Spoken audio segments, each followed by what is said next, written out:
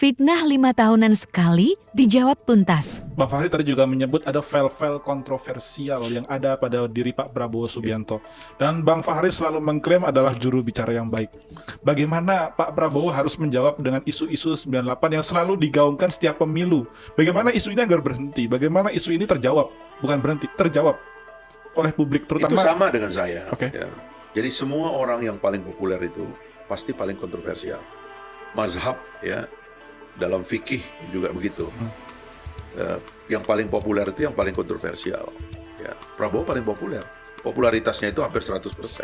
Tidak ada satu orang Indonesia yang nggak kenal Prabowo. Hampir tidak ada. Ya tentu dia banyak cerita.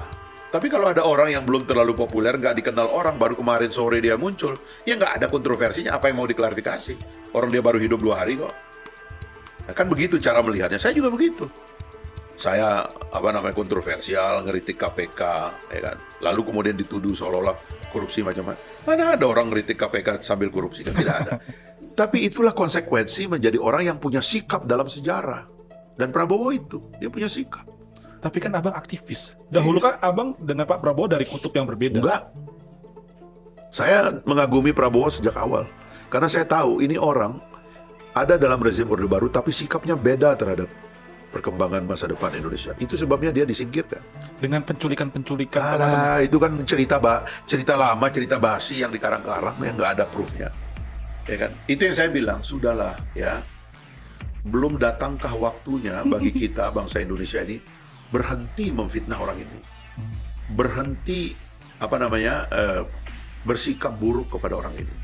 Berhenti untuk tidak suka kepada orang ini karena dia sudah membuktikan. Dulu waktu dia belum bergabung dengan Pak Prabowo, fitnahnya gila-gilaan itu. Tapi ternyata dia memimpin kementerian yang paling strategis, itu banyak tombol senjata dan tombol perang di situ, aman-aman aja 5 tahun, gak ada masalah. Jadi menurut saya ya saya mengatakan ini gilirannya Prabowo.